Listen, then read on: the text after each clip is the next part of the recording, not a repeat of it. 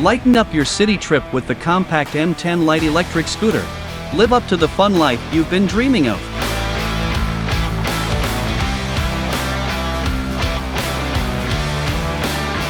The M10 Lite's introduction.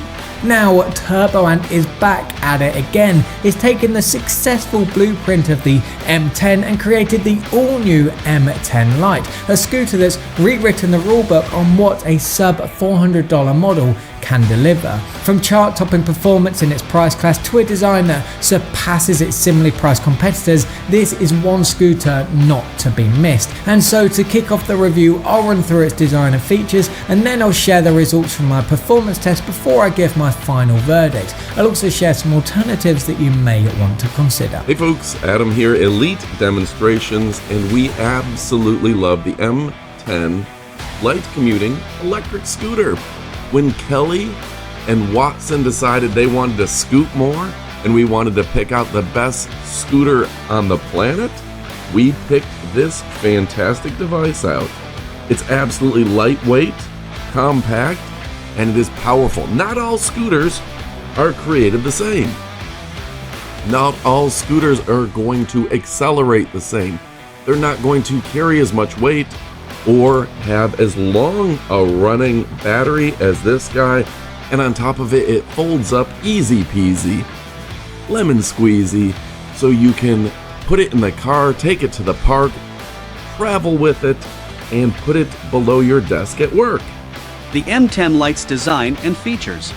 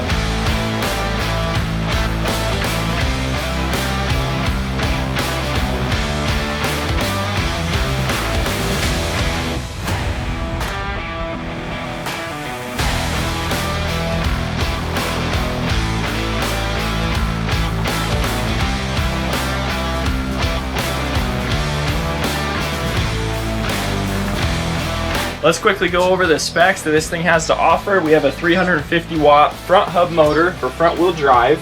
We have 2 power levels. You've got mode 1 and 2. We have a top speed of 16 miles an hour, and then we have a quoted range of about 15.5 miles. We have a little headlight here. You can turn that on and off with your button here. You've got USB charging, so you can charge your phone or something.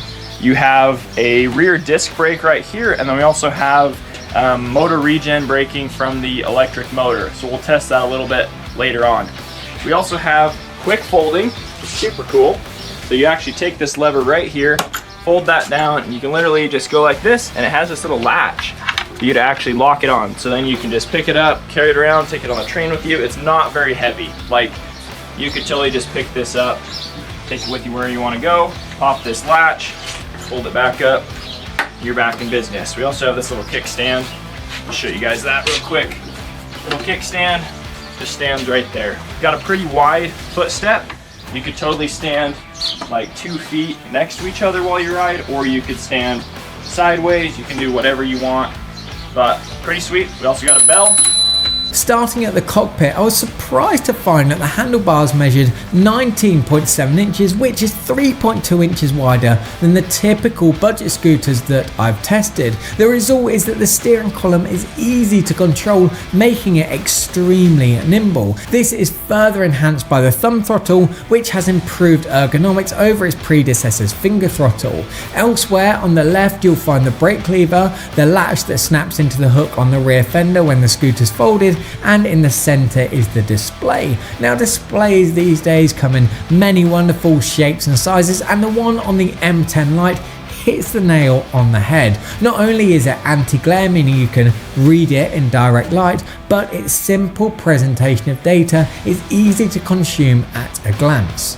The 4 curved bars on either side of the speedometer show your battery level. Based on my tests, bars 1, 2 and 3 have roughly a few miles each, whilst the last bar turns red, indicating you have just 1 more mile left in the tank. Positioned below the display is a USB charging port. Now, I've tested quite a few scooters that have this feature, but the success rate of the ports working has been around 50%. Thankfully, the port on the M10 Lite actually works, meaning you can use it to charge all your devices on the go. This is the first time that I've seen this feature successfully implemented on a budget scooter. However, I only recommend using the port in times of desperate need, or if you only plan on riding a couple of miles, as it saps a significant amount of energy from the battery.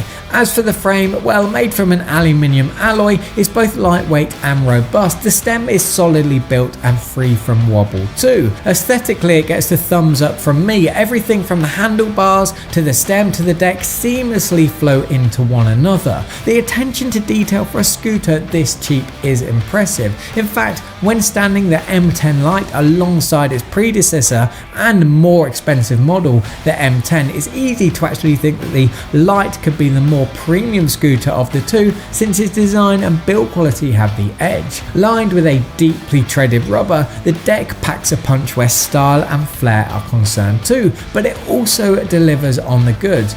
The M10 Lite's performance and test. The TurboAnt M10 Lite is a kickstart scooter, meaning you have to manually kick it forward before starting the motor. Honestly, it doesn't take that much to get the scooter started. The scooter is equipped with a dual brake system. This means there are 2 ways to stop the scooter. The handbrake engages both the manual brake and the electronic brake. Regarding this brake, as someone from the United States, it's a bit weird that the brake is on the left hand.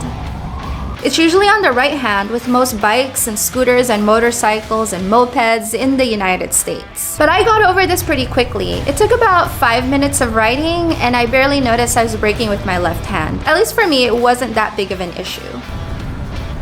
The maximum load is 220 pounds. When thinking about the maximum load to any scooter, remember that's not just your body weight to consider. The average backpack is between 10 to 20 pounds. It depends on if you're bringing your laptop, some sports equipment, or that heavy chain to tie your scooter with. On a tangent, I made this entirely different video on backpacks and New York City. If you're curious as my thoughts on backpacks, check out this video. This scooter has 8.5-inch pneumatic tires. This means that yes, you have to inflate your tires, but I prefer air tires anyways. These absorb shock better when the streets are bumpy, so you're not clattering your teeth. Especially in New York when the physical streets are as diverse as the people who live here. So, let's go ahead and see how the rest feels. The motor performance is nothing that remarkable if we compare to the top-tier scooters, but is almost on par with the dynamic mode of Mi Scooter 4 Pro, so it is pretty capable for a city scooter. Acceleration is good, top speed is easily reached. I've recently tried to do a motor beast called In-Motion Climber, which accelerates from 0 to 25 km per hour within 3.5 seconds. Here you clearly have to wait for a longer period of time. As you may know, the batteries perform a lot better when temperatures are around 20 degrees Celsius and discharge happens at a gentle pace. Climbing up hills is not among the key strengths of M10 Lite, but it can still well handle areas within up to 15% inclines.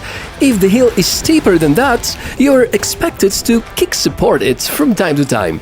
So this scooter does have a 350 watt motor. It's not the strongest motor out there, but it's all you need, all right? Unless you live on a super steep mountain, crazy hill and crazy bridges, this scooter probably isn't for you. But if you're like me, just living like a flat city neighborhood, man, this scooter is all you need. It's cheap. It's 300 bucks, 16 miles per hour. It's not the strongest, and it has a 15-degree climbing gradient. So you know you could do some light gradients fine.